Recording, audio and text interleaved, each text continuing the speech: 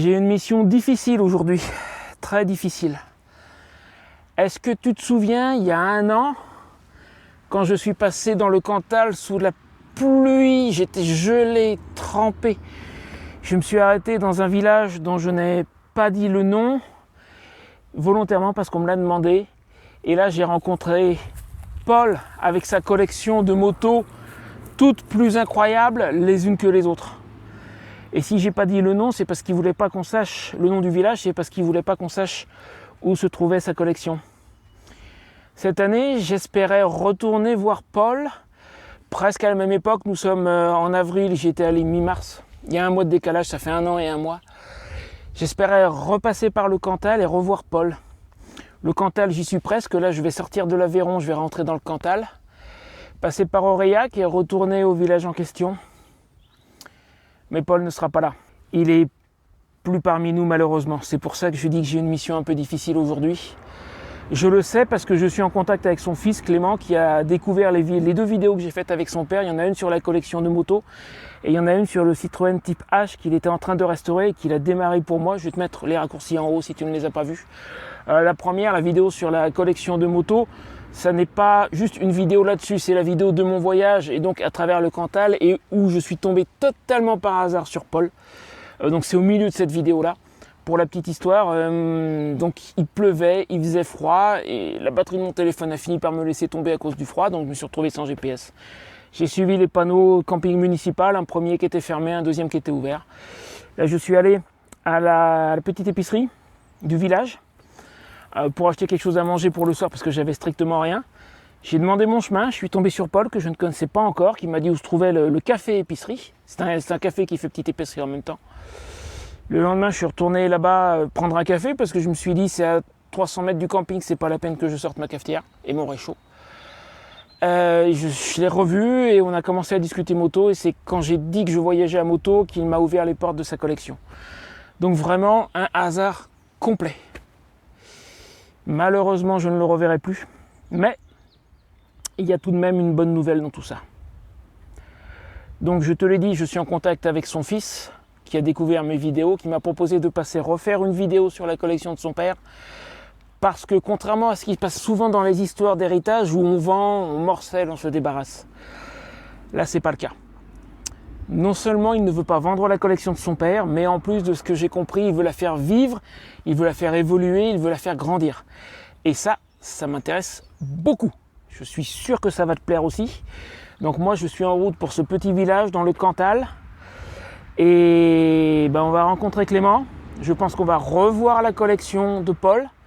Et on va discuter avec lui de ce qu'elle va devenir. Et j'espère que modestement, à travers ma chaîne, je pourrai l'aider à la faire vivre.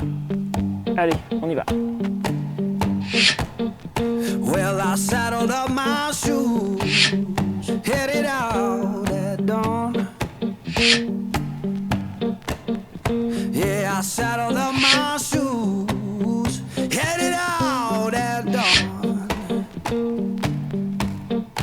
Ain't no place gonna hold me when the road keep rolling on. Bon, sincèrement, ça me fait bizarre de me retrouver là 1 an après. Bon, sauf que tu t'en doutes, il manque un élément, ça, c'est toi qui me l'as appris plus ou moins par hasard. Alors pour tous ceux qui nous regardent, je vous présente Clément, le fils de Paul, qui m'a contacté il y a 2 mois à peu près. Ouais, c'est ça. Parce que tu es tombé par hasard sur une des vidéos, sur celle du HY que tu n'avais pas vue. Tout à fait, oui. Et puis en revenant ici, moi il m'est venu une question que je crois que j'ai pas posée à Paul à l'époque. Combien de temps il a mis pour accumuler tout ça? C'est le travail d'une vie. Oui, alors la collection a évolué, mais c'est-à-dire qu'il collectionnait depuis qu'il avait, je crois, 20 ans en fait. Ah oui. C'est vraiment une passion viscérale. Alors il y a une pièce iconique, c'est la 1000 René Gillet qu'il a rénové quand il avait 20 ans. Ouais. Après, la vie fait que de se marier, d'avoir un enfant, tout ça, donc la passion est reléguée un peu au second rang. Mais il y avait quand même ça dans le coin de la tête. Donc il en a toujours eu quelques-unes, dont la moto Bécane ecclésiastique. Là. Ouais, celle avec le cadre creusé pour les femmes et les curés. Et les soutanes. Et pour anecdote, Paul avait récupéré une tenue de curé. Ouais, il a essayé avec. Ah ben il roulait souvent avec. Hein. Ah ouais, pour l'anecdote, il s'était fait passer pour un curé dans une boutique d'ecclésiastique pour pouvoir récupérer, mais elle a donc mis autour avec le pompon. Du coup, il roulait souvent avec ça. Voilà, c'était... Original. Ouais, alors, qu'il ait roulé avec, je comprends, mais avec une soutane, ça, je m'y attendais pas. Et alors, une fois, il se fait arrêter dans le village à côté, et les gendarmes l'arrêtent puisqu'il n'a pas de casque. Ah oui. Il a dit, mais mes enfants, Dieu me protège. Tu vois, donc du coup, pas besoin de casque. Et c'est passé.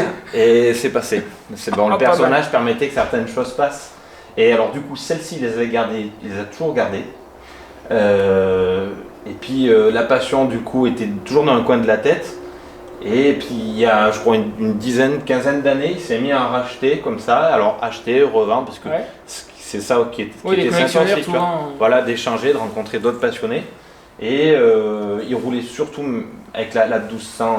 Il m'avait dit qu'il y avait les papiers assurés et tout, et qu'il roulait avec. C'est d'ailleurs amusant qu'il dise ça, parce que c'est vrai que c'était pas le spécialiste des papiers. Ouais, pas forcément. Et c'est un truc que tu m'as raconté. On peut redire le truc de la... c'était quoi, c'est une Fiat 500, je crois. La Fiat 500, Quand il est sorti avec... Voilà, en temps de Covid. On peut le dire ou pas? Bon, on peut le dire, tout de manière. Vas-y, parce que... on va pas lui mettre un manche. C'était c'est un peu tard. Ouais, alors il est avec une Fiat 500 de 66 qui du coup on a exhumé c'était une vraie sortie de grange, une première main qui avait 25 000 km qu'on a acheté à une amie. Donc pas du tout en règle, pas de carte grise, carte perdue, pas d'assurance, pas de contrôle technique, rien. Et à l'époque, tu te rappelles en temps de Covid, il fallait avoir le fameux laissez-passer là, qu'il n'avait pas. Bon, alors c'était pas compliqué à avoir. Et un coup de folie, il prend une petite route de campagne qu'on a ici. Donc à toute allure, arrivé à un rond-point, il se fait contrôler par les gendarmes, une gendarmette, un petit peu zélée, qui faisait son travail. Et Paul, reconnaissant un gendarme au loin, l'a appelé. Le gendarme dit: ah mais monsieur Paul, évidemment je suppose que vous êtes un règle, que vous avez les papiers. Oui, bien sûr. Alors que le gendarme savait très bien que c'était pas le cas. Il dit: bon, mais puisque c'est vous, allez... Je vous laisse. Circuler. Allez-y, circulez, surtout que je ne vous vois pas. Et voilà, ça c'était un peu mon père. C'est un peu le personnage. C'est un peu le personnage. Donc la de Ronzières, elle a une histoire, je crois il me semble que Paul m'avait pas tout raconté, non. Parce que tu m'as donné des détails là, qui ne me rappellent rien. Alors, à la 282 de Ronzières, celle-ci, elle appartenait... Alors je vais essayer de faire court, mais c'était la moto du grand-père d'une amie. Elle était toujours restée dans sa famille, dans une maison, une belle maison du côté de Lyon. Ouais. On savait qu'il y avait une moto, si tu veux. Donc on est parti à Lyon chercher cette moto. On ne savait pas sur quoi on allait tomber en fait. C'est ça qui est fascinant. Alors on débarque là-bas, si tu veux. Donc il faut imaginer une maison 1900, maison type un peu hôtel particulier. On va dans le garage et on voit une moto derrière une vieille Lada. Et alors on tombe sur une populaire française des années 50, donc une 125 Peugeot. C'était sympa, mais on était assez déçus. Et années 50, ça matchait pas avec une moto du grand-père. Ouais, il y a quelque chose qui va pas. Donc on s'est dit, ça va pas. Alors très déçu sur le coup, mais la propriétaire nous dit: mais j'ai aussi un pigeonnier, une dépendance, que personne n'y allait depuis les années 60. Alors là forcément on se dit Eureka. On va aller voir. Donc la nuit se passe et aux premières lueurs du jour, Paul, tel un enfant, chope les clés et fonce là-dedans. Alors faut imaginer, c'était couvert par de la fiente de pigeons. Il y avait tout. Les gens à l'époque étaient horlogers en 1900, donc il y avait tout un bazar de vieilles horloges, de globes, de tout un tas de trucs. C'était vraiment une capsule temporelle. Et on rentre dans une espèce de petite pièce où il fallait vraiment se contorsionner. Et on découvre une roue. On ne savait pas si c'était un vélo ou quoi. Et on tire ça de cette gangue de fientes de pigeons. Et il s'avère que c'était du coup une entretube. On ne savait pas du tout ce que c'était. Parce qu'il faut l'imaginer couverte de fientes. Il y avait forcément pas les chromes, pas tout ça. Elle était toute grise. Bon. Coup de chance, il y avait ce fameux carburateur bien spécifique qui était accroché au guidon, si tu veux. Donc, coup de bol, elle était quasi complète. Bon, on la récupère. On se dit, on verra bien ce qu'on en fera. Dans la foulée, on va visiter, qui est bien connu peut-être de tes abonnés, le musée de la Roche-Taillée, qui est avec plein de vieilles motos, vieilles voitures aussi. Premier étage, on rentre et on tombe sur la jumelle de celle-ci. Et là, on découvre que c'est donc une de Ronzières, moto lyonnaise, de début 1913 pour celle-ci. Et de là, la restauration a commencé. Chose amusante, le nickelage, on l'a fait faire dans un atelier qui a brûlé. Coup de chance, ces pièces-là, c'était la seule moto qui avait été démontée et en carton dans le bureau du propriétaire du garage. Elle survécu à tout, celle-là. Ouais, c'est ça. C'est un Phoenix. Tu vois, elle a pas brûlé pour le coup, celle-ci. Et elle a survécu 2 fois. Et donc, mon père l'a remontée petit à petit. Le moteur tournait au banc 2 jours après. Il avait mis avec des serre-joints dans l'atelier que tu as vu en bas. Et ça tremblait. J'ai une vidéo de ça. C'est assez fascinant. Un moteur qui avait un siècle à ce moment-là, qui redémarre. Il n'était pas collé, rien du tout. La fiente, finalement, l'a protégé plus que l'a attaqué. On pourrait penser que sur l'acidité, elle aurait bouffé. Oui. Non, finalement, elle était bien protégée. Donc, il a remis en route. Et la petite anecdote, ce que je te disais tout à l'heure, c'est qu'à l'époque, la compagne de mon père, on avait ras-le-bol qui passe son temps dans l'atelier à bricoler sa moto.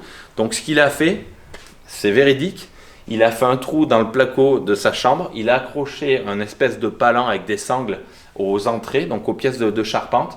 Et il a accroché dans sa jambe. Et comme ça, le soir, pour pas que madame soit toute seule, il a briqué, il a remonté dans sa chambre à coucher.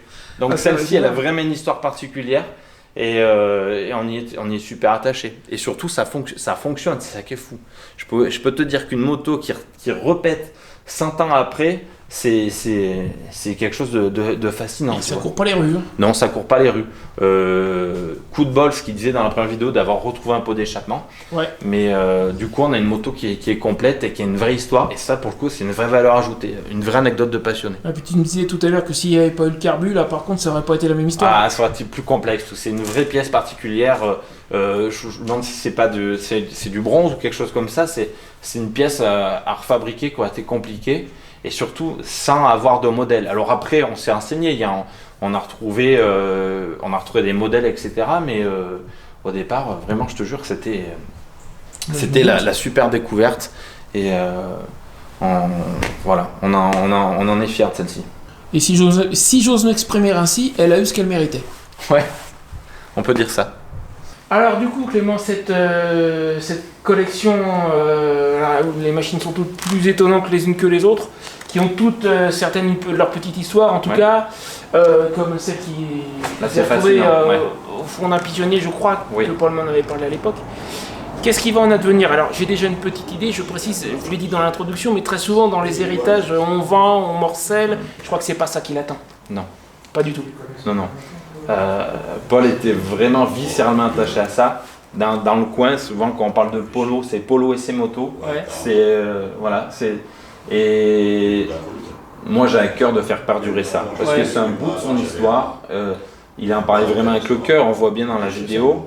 Donc moi ce que j'aimerais, plutôt à long terme, c'est quelque chose qui va se faire parce que forcément j'ai ma vie pro à côté, mais c'est de continuer ça, de sublimer cette grange avec un peu de mise en scène, un peu de déco. Ouais.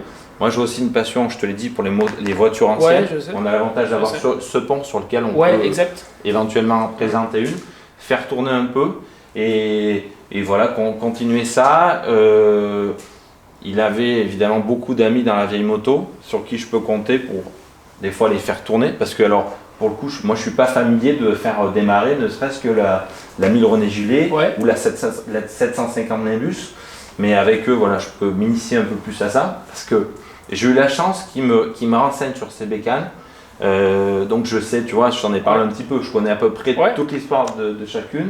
Ça c'est une vraie richesse qu'il m'a laissé parce que je pense qu'il y a des successions si tu veux où les gens ne s'intéressent pas forcément et du coup ça parce que c'est ce qui fait que des fois c'est disséminé et voilà. Donc l'idée c'est de faire perdurer ça mais de le mixer un peu avec les voitures. Voilà. Dans cette grange et peut-être dans une autre, on va voir, il y a différentes idées, mais voilà, j'ai pas pour objectif de les vendre. Eh ben ça franchement, et c'est pour ça que je suis venu quand tu m'en as parlé, quand tu m'as dit que tu voulais la faire perdurer, la faire grandir, et c'est dit bon faut que j'y retourne. Parce que ça mérite qu'on en parle. Donc si, tu l'as pas encore vu, mais je l'ai dit dans l'introduction, si à ma petite échelle je peux contribuer par une vidéo. Mais du coup, alors je sais que Paul voulait pas qu'on dise la localisation, donc si je vous promets, tu as un petit peu envie d'en faire un musée privé en fait. Alors, tu vois, ça. Donc, un jour ou l'autre, quelqu'un va savoir où c'est. Ça reste modeste, donc l'idée c'est de faire profiter alors voilà, par le biais peut-être de forums, de pages, de choses comme ça, il faut repenser à modeler cet espace pour les mettre un peu plus en valeur, rapporter peut-être un peu de matière, et peut-être qu'à ce moment-là, il faudra peut-être forcément communiquer un peu plus dessus. Mais l'idée, si tu veux, c'est que ça reste tel qu'était Paul, c'est-à-dire quelque chose d'assez modeste, entre guillemets, humble, mais de le valoriser quand même, tu vois. C'est pas que ça devienne un tour opératoire façon de parler. Oui, ça va rester à petite échelle, quoi. Voilà, c'est ça. Eh ben écoute, je sais plus quoi dire. En tout cas, Amérique, on continue à l'entretenir, et puis que les machines tournent aussi, parce que ça c'est un vrai sujet. Un véhicule qui ne roule pas, ça s'abîme. Il faut que ça pète, comme on dit, il faut que ça tourne. C'est dommage, t'as pas vu la 1200 Chief la dernière fois. Et elle est toujours pas là. Non, parce qu'elle est dans le sud, justement, pour monter ce fameux démarreur électrique, parce que Paul, avec ses 40 kg, il y arrivait, mais c'est un exercice. Oui, d'ailleurs, la Harley qui est là, pour lui, il a démarré, il m'avait dit que c'était pas... C'était du sport, mais alors là, elle est stable parce qu'il y a le panier. L'autre, c'est encore autre chose. Oui, l'autre, il n'y a pas le panier. Donc, oui, parce qu'il y a une belle Indian ancienne aussi, je crois qu'on en avait parlé il y a un an avec Paul. Et elle n'était pas là à l'époque, elle est toujours pas là, mais elle est finie, si j'ai bien compris. Ouais, elle est finie, c'est vraiment sa masterpiece. Et celle-ci, il faudra que je te la présente parce que c'est vraiment quelque chose là pour le coup. Si j'ai l'occasion de repasser, je sais pas quand, mais je t'ai expliqué que j'ai ce projet de mini caravane pliante. Quand je l'aurai, s'il faut me poser ici jusqu'à 48 heures, genre au camping ou quoi, ça sera faisable. Donc j'aurai l'occasion de repasser. Je sais pas si ça sera cette année, mais j'aurai l'occasion. Bah, toi, dans les commentaires, dis-moi si tu as envie qu'on repasse et qu'on voit l'évolution du truc. Moi, ça me tente bien. N'hésite pas à nous dire dans les commentaires si tu as envie que je revienne ici avec les caméras et qu'on continue à en parler au fur et à mesure. Écoute Clément, merci beaucoup. Merci à toi. Paul, où que tu sois, merci aussi de m'avoir ouvert les portes la première fois. Et puis du coup, à travers Clément, de m'avoir permis de revenir. Ah ben ouais, tu vois. Je sais pas s'il nous voit, mais en tout cas, il serait fier. Voilà. Bon, en tout cas, moi, je sens qu'il y a quand même un petit quelque chose... Ah mais il y a son ADN. Bah, de toute façon, c'est sa collection, c'est sa vie. Hein.